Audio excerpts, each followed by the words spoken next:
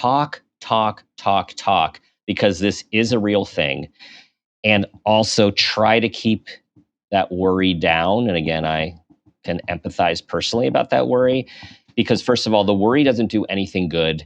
And when we do worry, we sometimes say things and do things which actually create more distance with our kids and make them want to individualize more and show us that, they can do their own thing and they don't have to listen to us. So we had to stay as grounded as possible when these sort of situations, which are real, come up.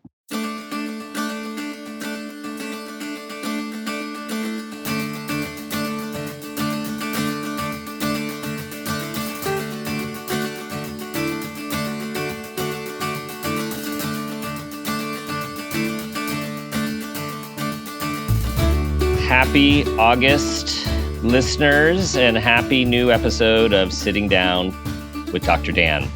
I am here with our producer, Laura Rossi, joining me in the virtual studio today to answer your questions, which we get through Facebook, X, Instagram, and our email, podcast@drdanpeters.com. Thank you for bringing them. We have many more good ones today, and Laura will tell us all about it. Hi, it's August. So we have lots of topics like back to school, end of summer, fall on our minds, and some of our questions actually reflect that. I'm hoping you've had a great summer. Mine has flown by. Both twins are home. And so I'm just trying to soak up every day of August. Yes. How about you? Same? Yes, same. Yeah, our it's going fast, and our young adult kids have come and gone and visited and gone. So it is about spending those moments together when you have them individually and even when it's collective, which is very rare. So for all you people with the youngins, which I know there are good days, there are hard days, and at times you just want it to pass, which is understanding. And guess what? It does. So this is the complexity of the human parenting experience. We often want it to go away when we have it, and then we often want it to come back when we don't. Well said. Well said. Complicated. So let's dive in to our terrific August questions. Before I start, I would also like to thank our incredible audience, really just engaged listeners sending us so many important questions. And really, these Sitting Down with Dr. Dan episodes have become one of our favorite times every month to really connect with you all. True. So, question number 1, Dr. Dan, how do we shield our middle school children from the toxic part of the upcoming presidential election? There are many attacks that have already started on both sides. It's hard to miss the negativity on social media and on the news, regardless of political parties and choices. Do you have any advice? I'm not sure what this listener is talking about with the toxicity. Just kidding, people. This is now a comedy Oh my gosh. Yes. This is a great question. Right? This is a great question. And I want you to answer real. In a way that I can also use this for myself, and I'm not a kid. Yes. Okay. So there are a few things I think about as both the individual parent and the raising of these young people, young adults myself. So first off, like all media, we need to think about the amount that we're consuming. And I know this is something that I have had to really look at in myself on a regular basis. We went on a vacation earlier in the summer. I was away from all of the news because I personally get drawn into the politics as well with caring and at times I would say over caring. Good intention, but it only causes distress. And so I was away. I decided to take a break. It was beautiful. Then I came back and I stayed away from it a little bit because I was used to not. And then things happened in the landscape and I dove back in and then I needed to take another break. So this is about awareness. So first of all, think about yourself and how it's affecting you and how much you are listening, watching. And then of course, as we always say, how much are you listening and watching where your kids are around? Now, of course, kids have their own phones, many of the, and are hearing all of this as well. So this is about dialogue. I don't think we can always, well, the shielding part comes with trying to be mindful about the amount and talking to them about the amount and what is helpful and what at times then makes them upset or causes them confusion, which leads to the main thing is to discuss this. Like, this is going back to even commercials and marketing. Like, we want to talk to our kids about, oh, what is this message trying to say? Who do you think made this message? What's the intent of this message? And I also feel it's about giving commentary about the morals and the values of what you're hearing and how there have been changes in communication, in the messaging, in the attacking that didn't used to exist when we were younger. There were disagreements, there were civil disagreements, and now we have a climate that has made attacking and bullying and targeting okay. However, please also point out the other sides that aren't doing that, the other types of ways that people are going about it. I think of Michelle Obama, when they go low, we go high. Like, these are, like, we want to broaden the conversation. And I agree, this is not, we don't necessarily want to lock into political party, but we have to just talk about what is going on, who's saying what, what's the intention, and asking them how it makes them feel and how do they want to handle this information as it comes to them. Very helpful answer for all ages. May I add one tiny question to just get your advice on, which is one of the things reading this question did when it first came in for me, went right to name calling. There is a lot of name calling, which ties into your addressing bullying. Right. But I mean, people of a certain age, maybe people of all ages, remember parental advice saying, you don't do that. You don't call names and make fun of people. Right. And for, young minds that are just developing, how do you just give them an age appropriate explanation as to why, name calling should be off the table? You might be seeing these really public figures doing it, but I'm Dr. Dan and I'm telling you, this is what you can say to your kids. It's because I feel like, how do you explain that to a younger child when someone is getting called? I'm not going to give examples because I don't want to polarize our audience, but, literal name calling with their first name, just terrible. Yeah. And I think, and it's become normalized as we are talking about. Why, so I think this is a really good point. I feel like it is back to like kindergarten schooling, which is, we don't call people names. We have to think about our value system. How do we want other people to feel? How do you feel when you're called a name? And the problem with name calling is it's a verbal attack. And usually it's a verbal attack based on a vulnerability or something that's embarrassing or something that's made to be less than. Like just a natural attribute that you might have, whether you're tall or you're short or whatever your ethnicity is. Like the name calling is made to tear people down. And so it literally, and this is what's so astonishing about this is having the kindergarten conversation about adults who are our supposed leaders. And so the other part of this, as you're bringing me to, is talking to our kids. Many of our kids are looking at the adults who are slinging this stuff at each other and being like, these are our leaders. These are the people that are in charge of all the major decisions. And that could be very scary, disheartening, anxiety provoking. And I think, again, it's having the conversation about how these are all grown-up humans, and some grown-up humans continue to do regressed, infantilized, bullying behavior. And what does this say about those people? Right. What does this say about them? And we're trying to get them to be discerning listeners.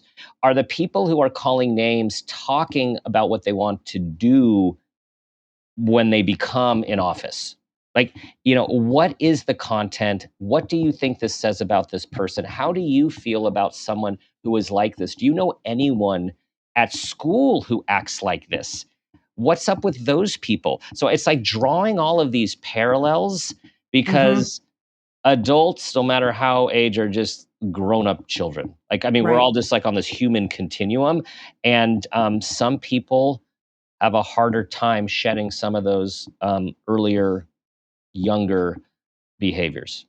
Some people are not acting grown up or are not acting like grown ups, but I think that really is great advice because just hearing it makes me feel bad. When I just think about it being directed to another person, particularly if it is something like a disability or a physical attribute or, something that is just part of their existence. Right. Great advice. Great advice. Anything else you want to add? Yeah, before we I get to do. number Thank you. two? The final thing I want to say about this is let's use this as an opportunity to model and talk about good human behavior, compassion, understanding, agreeing to disagree, how disagreements can be civil, how we can be open to other people's opinions, how we can say our truths in a respectful way and model that for our children. And again, really dialogue about what is happening. It's like it's the dialogue about the dialogue. So we're increasing their social intelligence and awareness along the way. That makes me feel hope to call it out for the next generation that it's not okay. Nope. Number two, I'm just sitting with that for a minute.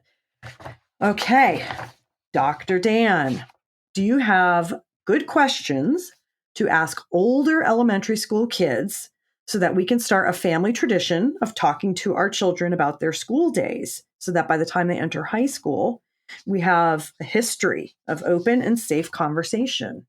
And I know that there's some articles out there. You may have seen something on understood.org that had some prompts, but this is a really cool and smart question because if I'm going to speak from experience, I'll say if I hadn't been talking along with my husband to our twins from an early age, that by the time they hit high school, it was going to be a pretty quiet family dinner. So this is a very cool kind of looking forward thing. Yes.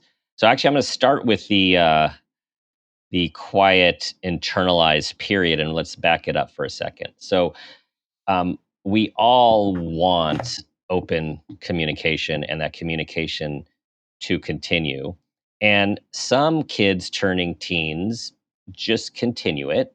And other kids turning teens or preteen do have some metamorphosis. There are a lot of hormones. There's a lot of neurons being pruned and exploding and new connections. And so while this does not happen for everyone, there are a lot of kids that do go internal and do spend more time in their room and do get more private. And I just also don't want that to be overly alarmist because the vast majority of the time there is a reemergence. So I totally agree with building the foundation of the communication when they're young, but also for those out there who are experiencing the change, it also can be a very normal part of adolescent development, and we don't want to be over alarmist about it. So now going back to the nuts and bolts of the question, here's the thing we've learned not to say. How was your day? What did you learn today? Like these are like the conversation stoppers. I was just going to say, it shuts it all down. Right. And I never knew what to say when I got asked that question. And then lo and behold, I'm asking the same question to my kids. I think it's like it's part of the parenting programming. Like you're just curious, like, how was your day? What did you learn? Like these are very reasonable questions. But as we all know, they just don't work. So the guidance, the literature, the experience says to have these different prompts that are very specific. And you don't want to pepper them with too many questions. You just want to open a dialogue. So I'm going to talk about just a few to see what what resonates and what you might want to try on. I've known some families just sit down at the table and everyone goes around and says, all right, a high and a low today. Just a real quick, a high and a low, or an up and a down, right? So it's like, Nice. yeah, I had a great time with my friend at lunch. We had this epic kickball game. And what sucked was I got a terrible grade on my spelling test. And then move on. Right. So if you want to have dialogue, one of the things to do is not talk too much about when someone is sharing, because sometimes once someone shares and then we start to ask questions about it or put too much emotion on it, then it's a shutdown. So the thing is, you're trying to create dialogue, comfort, and openness. So that's just a general one. Others that people talk about, all right, what was the favorite part of your day today? Or best part of your day? Like, just really simple. Who'd you sit with at lunch today? Right? These are very specific. What was the most interesting thing you learned today? And if it's like, I didn't learn anything interesting today, which will be a very common answer, then go to another one. Like, you could just try these out, but like instead of the really, you didn't learn anything interesting the whole 7.5 hours you're at school, like that usually is a shutdown. What'd you like most about school today? Or was there anything funny that happened at school today? Like, it doesn't all have to be, I think as parents of this modern age, often we feel that we're supposed to like get the most out of everything. Like every parenting moment has to be for growth, and it's like, we just want ease and comfort and for our kids to just feel comfortable being with us, even if that is silence. So there's awkward silence, of course, and there's like this emotional yucky silence that we sometimes get with our kids as they're growing, particularly as they get into the teenage years. But how about comfortable silence where everyone's just comfortable being together? So part of this is to take the pressure off the questions, because you're really just trying to elicit connection as opposed to answers. Yes and yes. And I will just add from my own experience, getting together at dinner time, it may not even happen every night with the different schedules and deadlines and sports, but when you can, it's a lovely moment to reconnect. And one thing that we continue to do with our young adult twins, no phones at dinner. Oh, yeah. Put them away. That's great. Even if there is silence or awkward silence, it's a device-free time. Right. Yes, and that's really important. I know we had a semi-recent episode. We've had lots of different episodes, of course, on technology and how to manage technology use. And so just to reiterate, it sounds obvious, but it's not always taken that way, is that we are the modelers of the behavior. So if we tell our kids to be off their phones and then we are getting up to check our phone because we actually have, let's just say, a work thing or a family, potential family health thing that we're waiting to get information on, if we don't communicate that, we're basically just saying we get to do what we want, but you can't do what you want. And so ideally, everyone's off technology during that time, which, can be a very short period of time, depending on the dinner and the schedules. Or at times, you get that it's just like it gets longer and there's this great conversation. Like those are the gems when that spontaneously happens. But where I'm going with this from our last guest talked about living out loud. And so if you have to check your phone, you say at the beginning of dinner, hey, my intention is to be off the phone. There is a work situation that is really time sensitive that if I get a text, I really do need to take it and I apologize in advance. Or we're waiting to hear about so-and-so who is at the hospital. And it's like, so it's communication as opposed to I'm checking Snapchat or I'm checking Instagram, which are all the things that many of us get annoyed with our kids when we think that's happening, but we can teach them to talk out loud as well, live out loud as well. But they might have something that is time sensitive as well that we might then take as rude and breaking the family values. So, God, it's complex. Like when we were young, this wasn't even, No. I just remember like the big thing was what kind of music are we going to have on in the background? Like that was and TV off, during dinner once TV became in the kitchen. So there's just a lot, but we want to get it down to the basics, to the simplicity of the connection. a lot to think about. And I love how you tie this to a previous episode we recorded. And this was and is a great question and a great goal, I think, for families. Yeah. Children and if you haven't started these habits and traditions when your children are really little, it's not too late. Start today. Yes. You're listening to this episode. What's one thing you can bring to the dinner table tonight? Here's the visual. Here's the analogy. You want to keep the faucet on. You don't want to turn it off. Now, they might turn it off, but just try to be aware of how often you ask a question that is a faucet turn it offer. Like you just go too much. You just want a little more detail. You just decide to give some advice, and then it's like, zoop, it's done. And instead of getting frustrated at your child, I want you to have compassion for yourself, but just be aware of when you're like, oh gosh, I just turned it off. That was me. And I can't tell you how many times I have turned it off and be like, okay, note to self, ask that question to yourself or your wife. Like, let that go. I love the faucet analogy. Or partner. I was just speaking to myself. Partner, yes. Whomever is there. Yes. Agreed. And I'm trying not to laugh out loud and hurt people's eardrums. But the faucet turn off, I am raising both of my hands to that. So, okay, well, we're rolling into another great one. Dr. Dan, speaking of partners, my partner and I are trying to stay calm and keep our parental anxiety in check as our twins apply to college. Any advice for us, Dr. Dan? And Dan, I think there's an article I sent you to take a look at from Forbes.com. Yes. How high school parents can stay calm as their kids apply to college. Not that we need Forbes to give advice because we have Dr. Dan, but I thought, I appreciated you giving me that because I did take one statistic there which validated my experience. Great. I'll put it in the show notes. Yeah, not only with my own kids, but also with, of course, the multitude of clients dealing with this and parents. So first off, you're spot on by keeping your own anxiety down. That is number one. Because when we're anxious about they're never going to get into a good place, what if they don't get into their first choice? What is going to be of their future if they don't get into the colleges and their friends do? Or for those who are twins, their twin does. Those are all, of course, real things to think about, but we have to stay measured and balanced and not buy in to the complete BS of what has been going on about the college you get into determines the success of your life.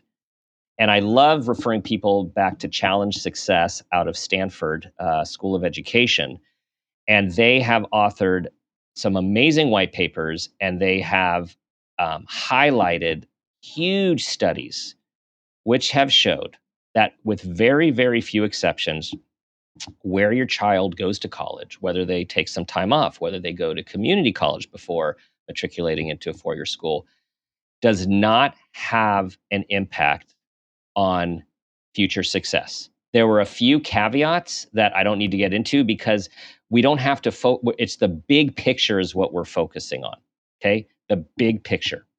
Now, another thing that came out of this great institution is that college match, college fit, as they talk about, is what is most important. Do you want to be in a big city or a little city? Do you want to be in a rural area? Do you want to be in a small town? What geography do you like to be in? The east, the west, the south, the mid?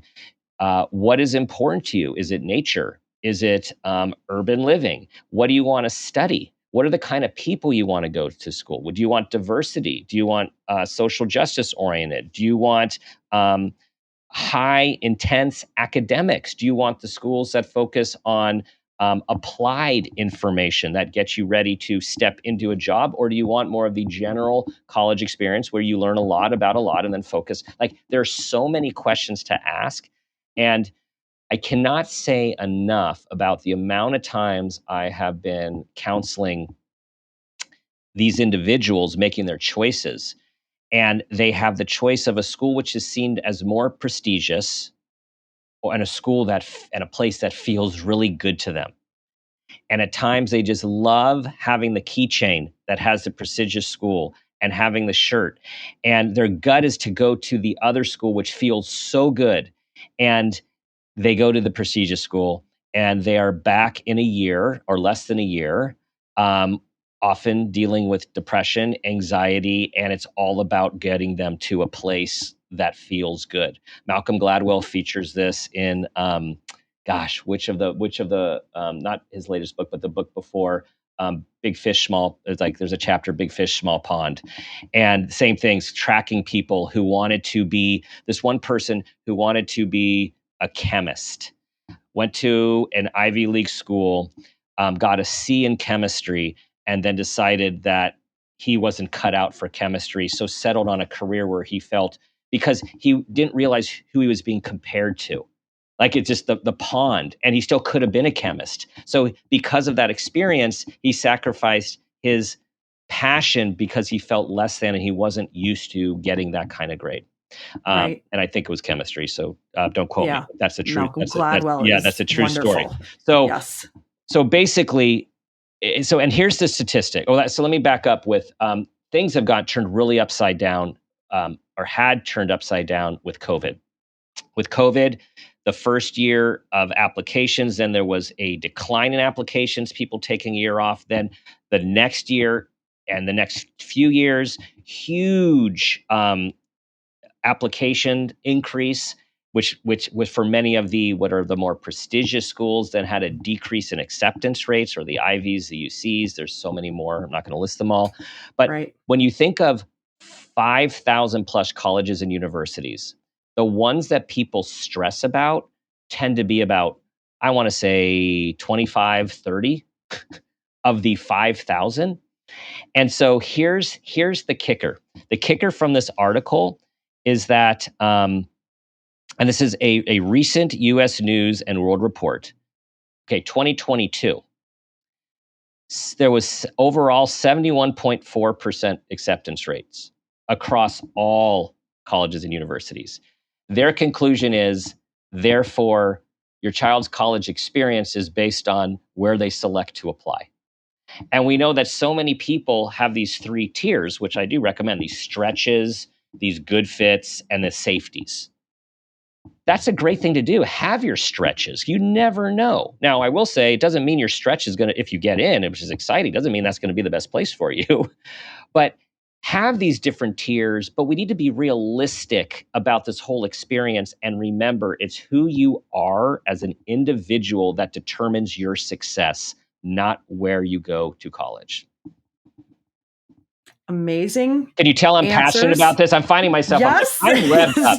I've dealt with this so much in my practice and my work over the years, and I just feel so passionate about like breaking up this myth, which is everywhere in the country, and particularly in these high achieving areas where parents feel so much pressure and the kids feel so much pressure, where Race to Nowhere has come out of. Like, what are we doing? Where are we going? And let's take a back seat and be a good human being and know there are 5,000 colleges and universities and so many that will be a good experience for you. This is must listen to advice. And I am thrilled this question came in because this episode will be releasing at the end of August, on August 29th. And I am positive it is going to help so many families and their students as they go into, race to the finish line for the Common App, all the deadlines, early acceptance, early action. This could not be more timely and helpful. So thank you, Dr. Dan, and thank you to our listener for sending this in, because deep breaths, and focus on, guide as much as you can your young adults into the big picture of life and finding a fit that's good for them, and less about they'll experience the school on the visits once they get in, and it's where do they feel good? And no one later ever asks you where you go to college except at a social gathering. It doesn't even, employers are now saying over and over, this was also part of the article. They're saying over and over, they're not hiring for pedigrees anymore. They're hiring for good people. Right. Skilled, competent, good people, not pedigrees. Right. So dump all these status symbols, Yep. right? I mean, Right. just there is a place for everyone. And I'm going to end this even with another, kind of perspective. Again, parent of twins, a lot going on. We have a special needs child.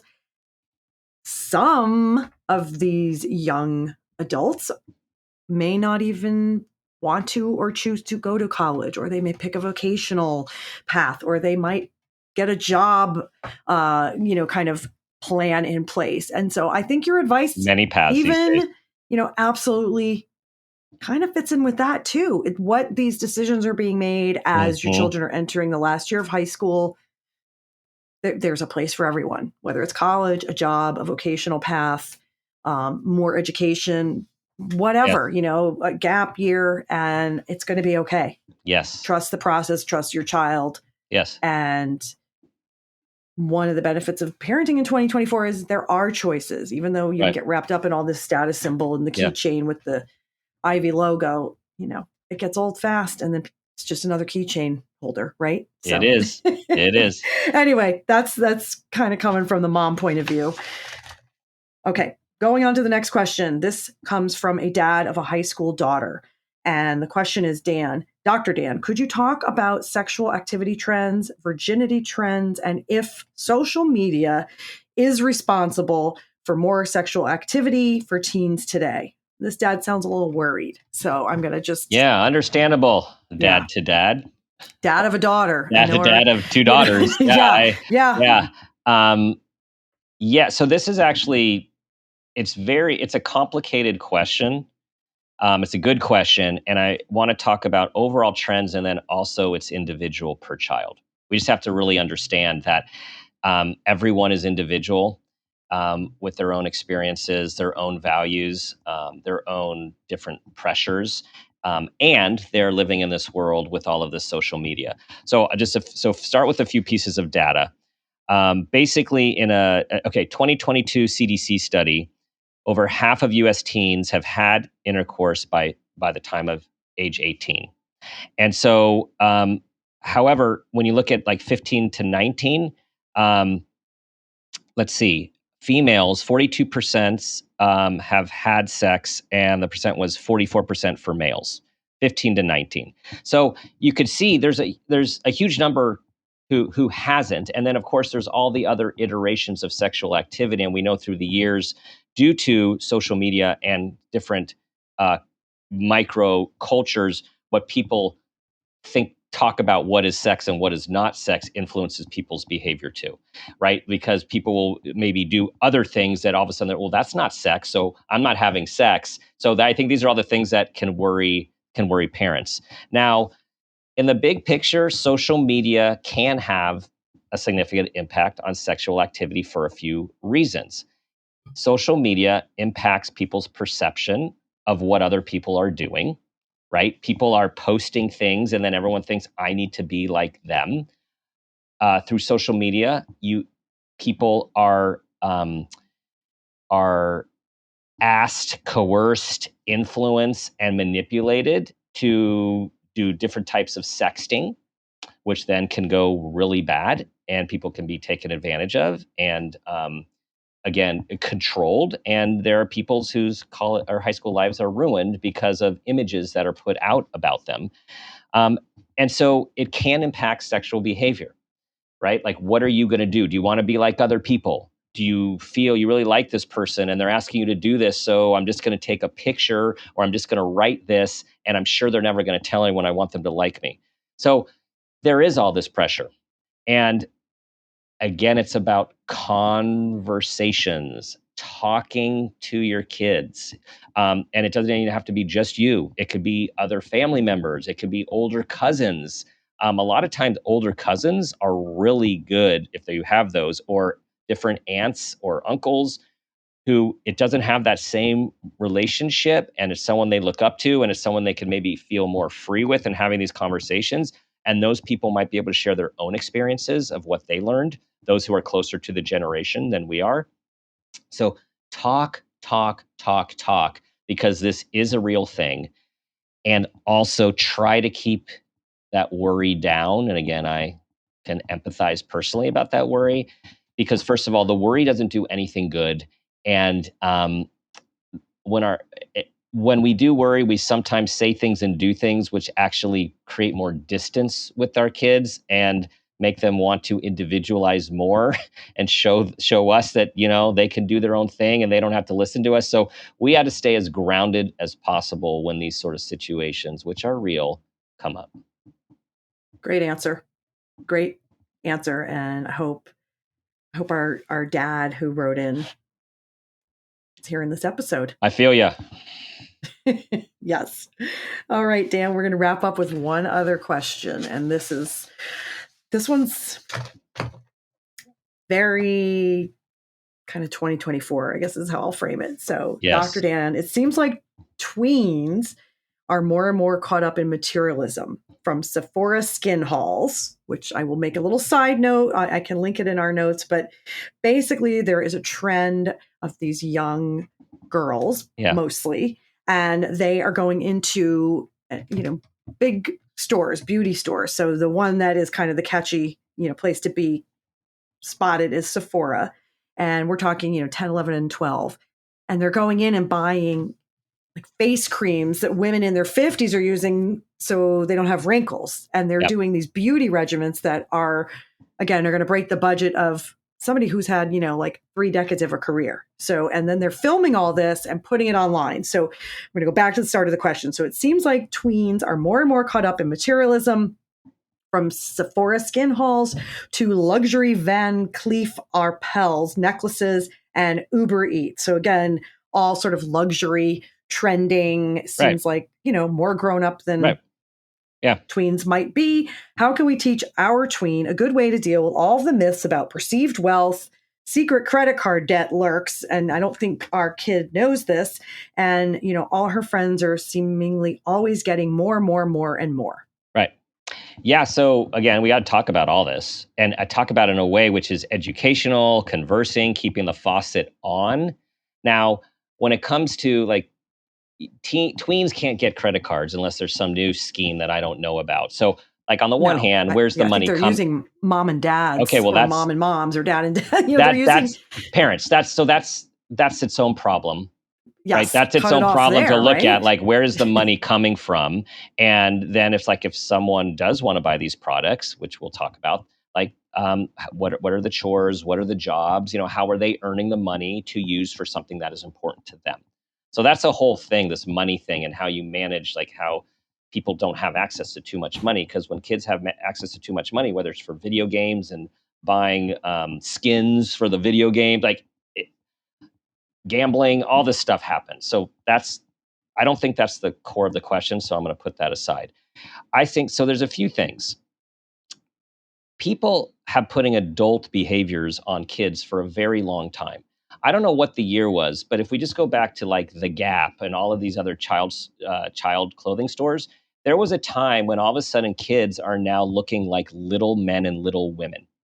The clothes are modeled after adults, and we're dressing them in those clothes to look how cute with your, seersuckle, what's that?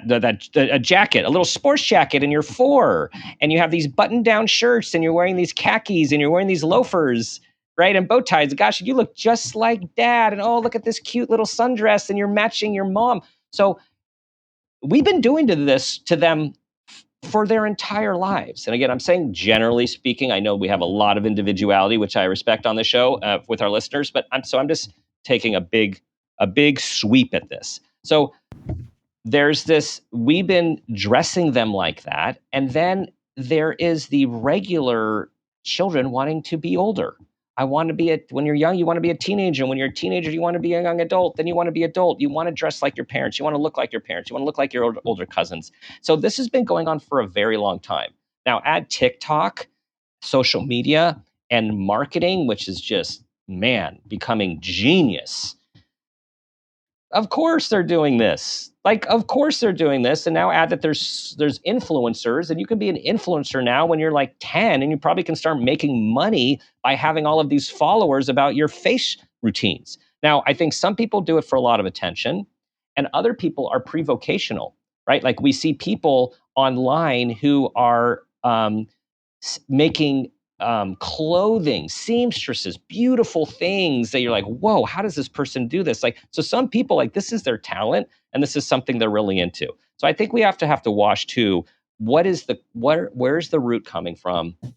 What is the intention? Are there boundaries on this? Is there parental monitoring?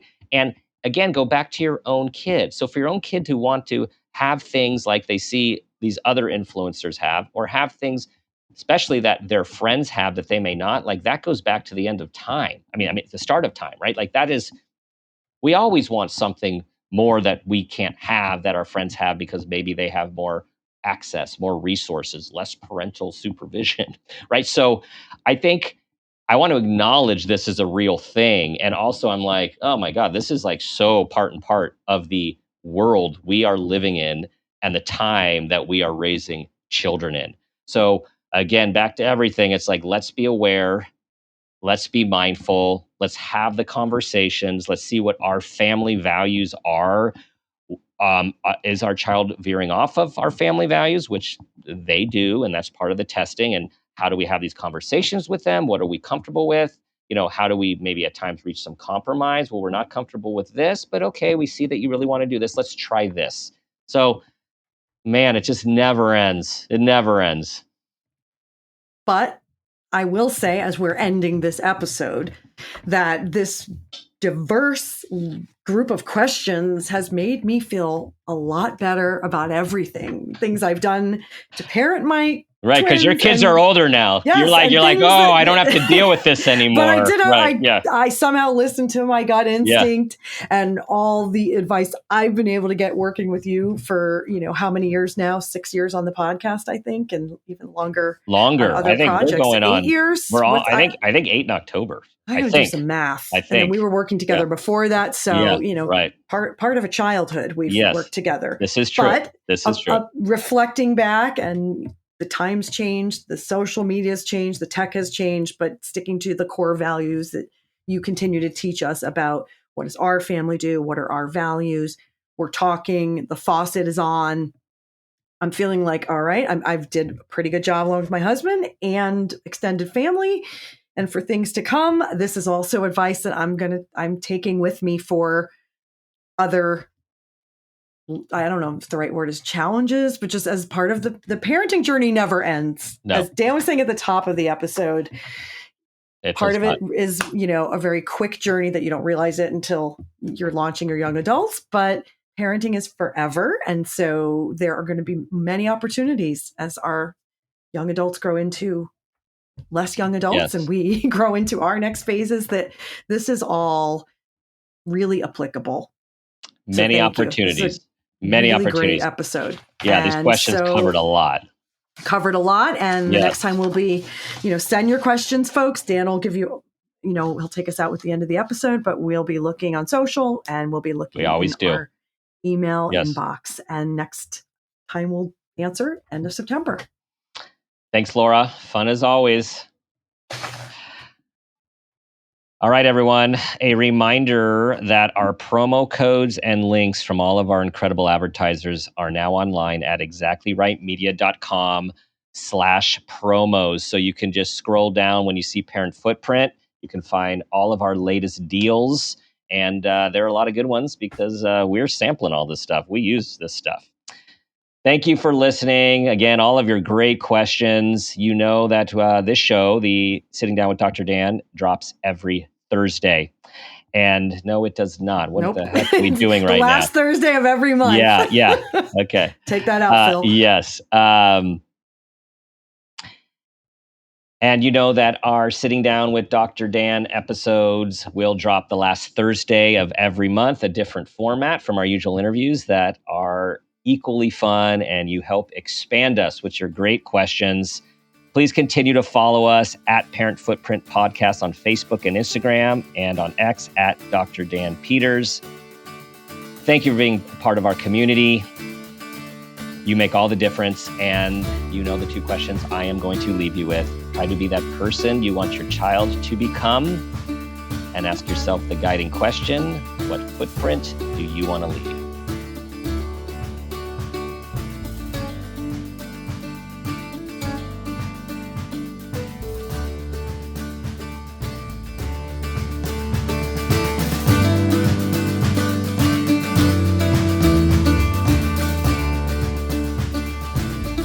This has been a Peters and Rossi production. Parent Footprint with Dr. Dan is produced by Laura Rossi. Our engineer is Phil Rossi. Theme music is Mountain Spring High, composed and performed by Gabriel Lewis. Artwork is by Garrett Ross. Follow us on Instagram and Facebook at Parent Footprint Podcast and on Twitter at Dr. Dan Peters. For more information, go to exactlyrightmedia.com.